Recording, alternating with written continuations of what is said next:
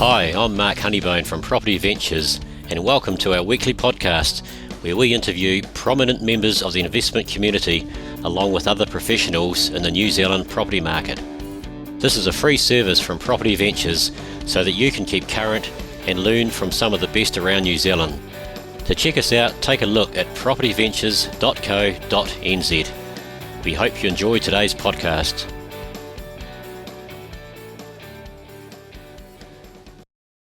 Hi and welcome along again.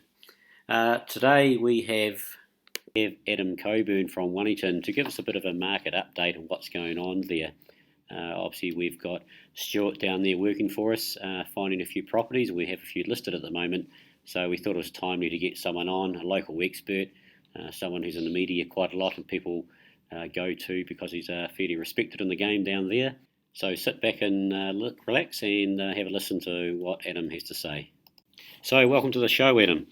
Thank you, sir. Thanks, sir. Good to be here. And before we get going, a big well done. I believe you're number one for your company again just recently, is that right? Yeah, number one in New Zealand for the second year in a row. So not really well done to me, well done to all my fantastic clients. They're all absolute rock stars. Good on you, eh? Century 21 all the way. Great work. Yeah, thanks, mate. Right, hey, we're here obviously to talk about Wellington market today, and from the outside, and it's very much the outside from me, my appearance and other people's thoughts on Wellington market is it hasn't really not a lot's happened in the last 5 to 10 years. Must be due to go up soon, or something must be happening. So let's start talking about it. Yeah, I mean that's a fair assessment, I suppose.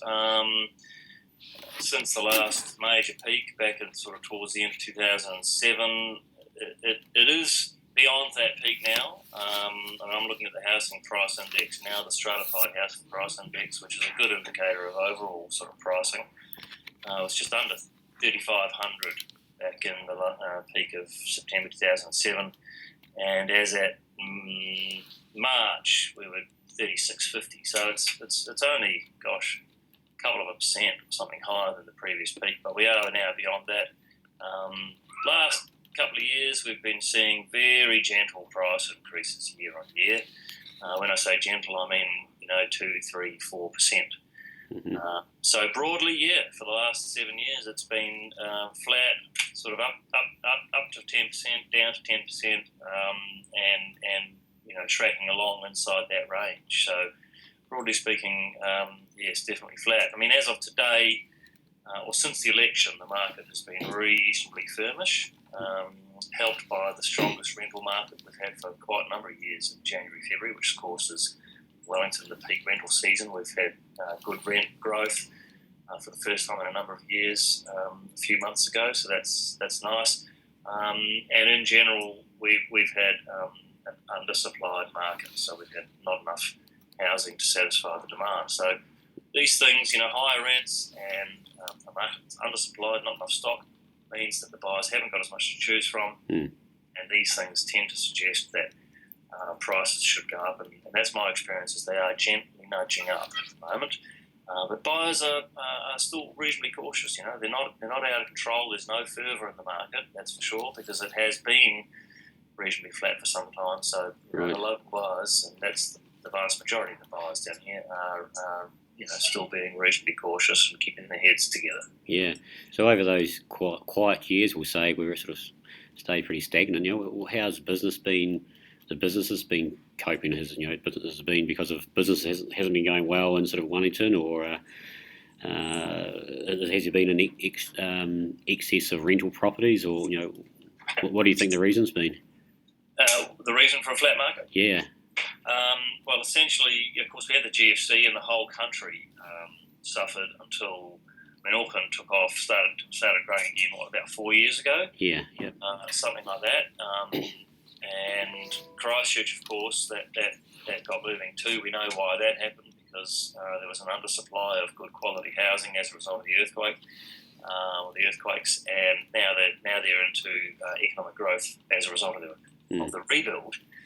And Auckland is the standout performer, I guess because it's the main powerhouse of business. But also the last couple of years we've had huge migration coming in again, Auckland receives 50% or something like that, 50 to 60% of the migration. So all these new people coming into Auckland, and indeed migration internally, as well as the external migration. So there's strains on Auckland market because of growing demand.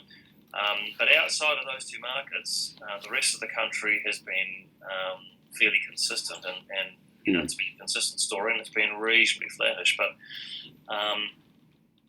Wellington in particular has lagged a little more so than it might otherwise do, I believe, largely because the John Key government has, contracted in terms of the number of bureaucrats working here in Wellington. So the labour market here in Wellington is driven to a large degree by the public service or quasi-public service, being consultants and service providers that work for the government agencies, as well as everyone who makes sandwiches and repairs shoes and keys, cuts keys and whatever for all the bureaucrats. So, there was a slowdown in the labour market led by the public sector. And as people lose their confidence more than anything, because only a small percentage of people actually lost their jobs. I couldn't give you the actual numbers, but I think the employment went from something like 4% to 7%. So that's a 3% of people, 3 out of 100, lose their jobs. But the other 97% are scared. So they keep their money in their wallet. They don't renovate their house. They don't upgrade their house and take on another $150,000 mortgage. So the market slows down, comes to a standstill. And my view is that most of these public servants are by nature a little more conservative than those in the private sector too. So they're a cautious bunch. So the labour market, the jobs market here in Wellington has kept a lid on the market in terms of the housing market here. And I think that it's now getting going again because the labour market is gently improving locally. The economy nationwide is going well. Interest rates remain low, and people can see that over the last 7 years, even though we've been through the biggest financial crisis since the 1930s, prices aren't falling, so let's just get on with it. And as the labour market improves and continues to improve, then confidence will return, and ultimately it is confidence, and people's confidence in their own ability to earn money in the future. That's what determines their appetite for another $100,000 or $200,000 or $300,000 worth of debt that gets paid off in the next 20 to 25 years. So I think this is what we're starting to see now, and I personally think that we're just at the beginning, really, of what will be, I don't know how long, but 3 or 4 or 5 years or something of growth here in Wellington. Yeah, well, interesting enough, I see this market to be extremely similar to the last time round. We went crazy in Auckland for a wee while, and then it started filtering out into the other cities and bigger towns around the country. And by what you're saying, going along with where the housing market is, as you said, it could possibly be a good few years coming up in regions like Wellington. Of course, the Reserve Bank's announcement this morning might help with that also. Yes, indeed.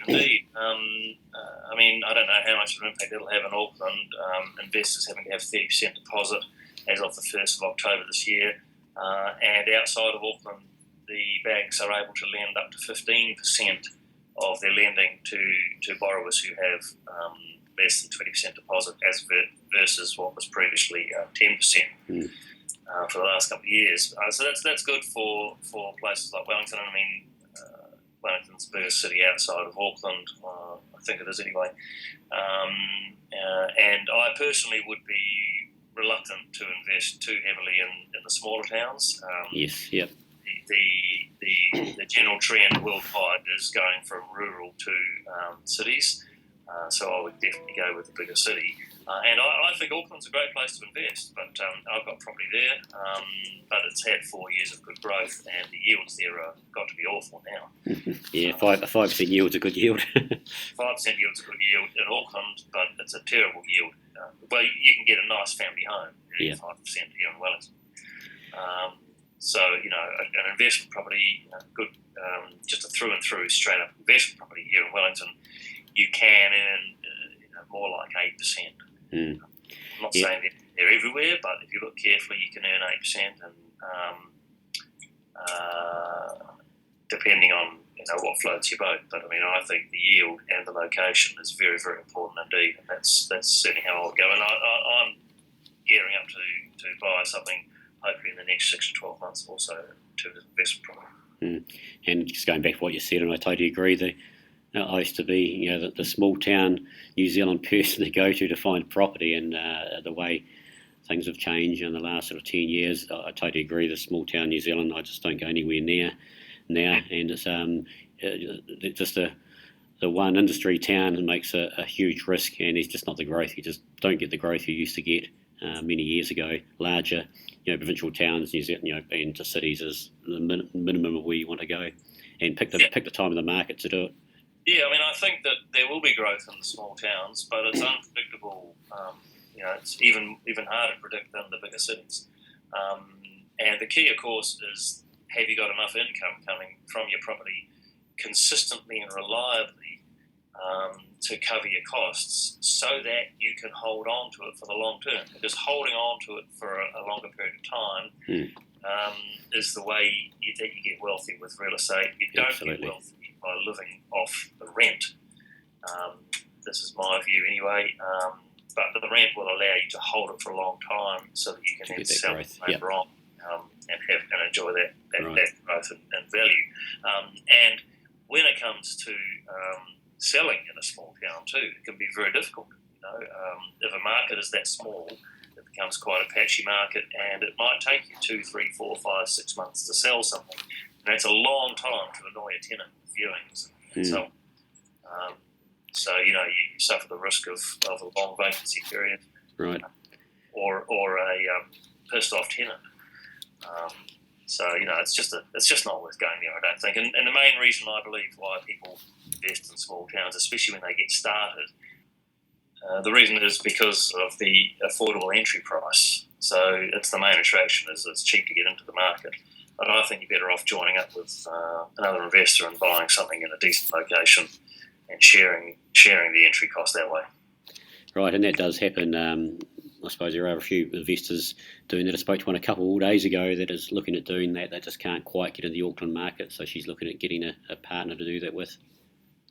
Yeah, sure. I mean, that's how I got into the market. I bought my first one in 1998 in Ara Valley here in Wellington, just before I went to London, and I couldn't afford the purchase price. I remember it was $202,000. Yep. So yeah, $202,000 was the purchase price back then for 3 flats. So I think that's the better way to go.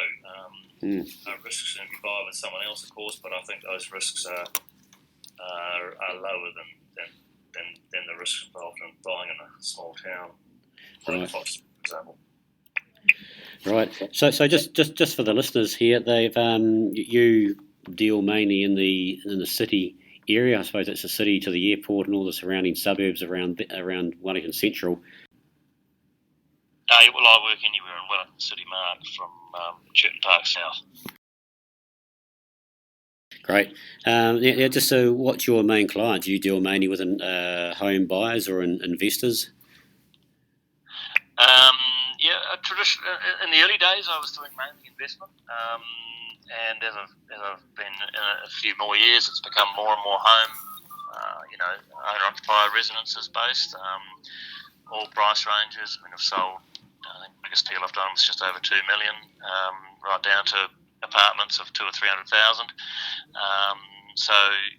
Just do the whole gamut, really, Mark. But historically and originally, investment type of properties. So in town or central, where you mainly do your real estate, then what's the best cash flow opportunities? Is it apartments, or are there other opportunities as well? You can get good cash flow with apartments, but just like most homes or most fee simple houses, most apartments make poor investments. But the general rule of thumb that I like to stick with is, firstly, you want a good, strong cash flow, and secondly, in a location where you know there's going to be good, robust demand. So it doesn't give you headaches, it doesn't cause you grief, you don't have management issues. So in terms of apartments, yes, you can get good apartments in Wellington. I would suggest you stick with a twin key type of apartment, a modern building in the central city, and you know, if careful, you should be able to get a return of about 7.5% net. 7.5% net of your body corporate, which includes insurance and your rates. So that's a turnkey type of investment where there's nothing to do, you just buy it and walk away. If you're a bit more hands-on, you want to roll your sleeves up, then you go with something that's more like a home and income or a two-flat property where you can add some bedrooms or bathrooms or put a flat in the basement or some sleep out the back and so on. But with that sort of thing, you need to be very careful with knowing your market. Like anything, you've got to know your market, you've got to know your target tenant market, who's going to rent it, how much they're going to pay, and different tenants like different ratios of bedrooms to bathrooms, sizes of bedrooms, and a portion of space dedicated to living room and outdoor living and all these things. So, you know, do be careful, but if you are willing to roll your sleeves up, then in Wellington you could quite conceivably get sort of a 9% or even a 10% return, gross return that is, on fee simple real estate if you're willing to do a bit of a project. So so for that project, you're talking about creating in maybe another bedroom or developing a one income to a two income place in a residential house, or room by room, or all of the above. No, room by room is a very particular strategy, and the rules are changing there with regards to the council's boarding house definition of boarding house, and it has implications on your finance, on your fire rating.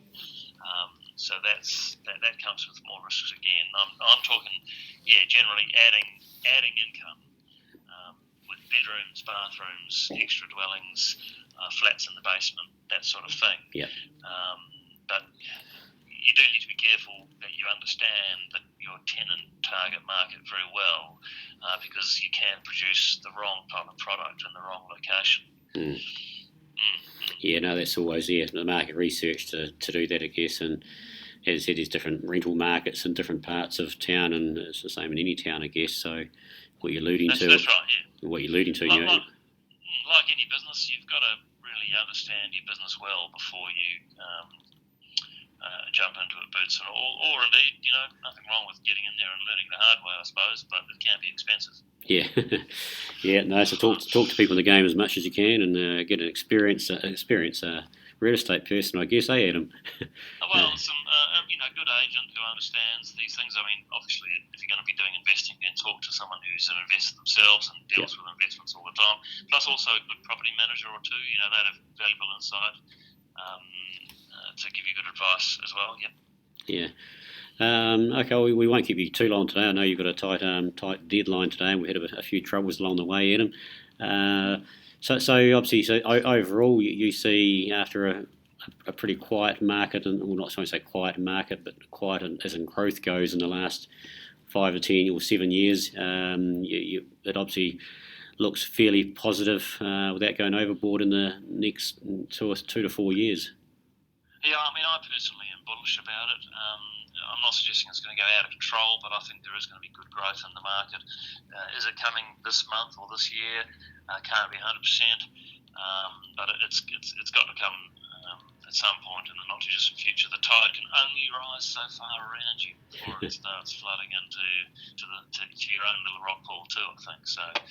I mean, I do run an investor database, so if anyone wants to jump on that too, then by all means, let us know. Send us an email or a general Wellington market update too. If you want to be a part of that, then you can also find me on Facebook easily enough. By all means, send me an invite or a friend request or whatever they're called. Yeah, so then you just Adam Coburn, Century 21, and they should find you, I guess. The number one agent in the country, you know, that'll be the way to find you, won't it? Shouldn't be hard. Shouldn't be too hard. I hope not. Anyway, gosh, if it's hard to find me, something wrong. I'm doing something wrong.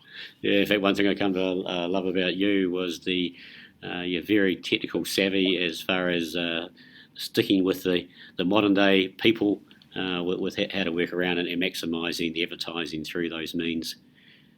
Yep, sure. I'm not a big supporter of the newspapers. I haven't used a newspaper ad for about 5 years. Yeah, there you go. Okay, well, we might get you on sort of some other time in the future. In fact, we've got some more time. I know the media and other sort of investor groups try to get a piece of you whenever they can. So investors, I'm sure, can learn a bit from you. I don't know if you've got any parting tips for the budding investor who's sort of just getting in there and starting out at all before we go today. I would say just get into it. Just stick with something that's a good, strong income in a high demand location where you're never going to have trouble renting it. Those are the keys, I think. And if you can find something like that, then get into it and start getting your hands dirty. Great work. Okay, hey, that's awesome, Adam. Thanks for your time today, and we wish you another successful year in the real estate world. Fingers crossed, Mark. Fingers crossed. Hey, good to talk to you, mate. You take care. Cheers. I apologise for the audio sound of this podcast. It certainly wasn't what we liked, and we'll be rectifying that in the future. So hopefully we'll get Adam back on sometime later in the year. He has got a lot to offer to investors.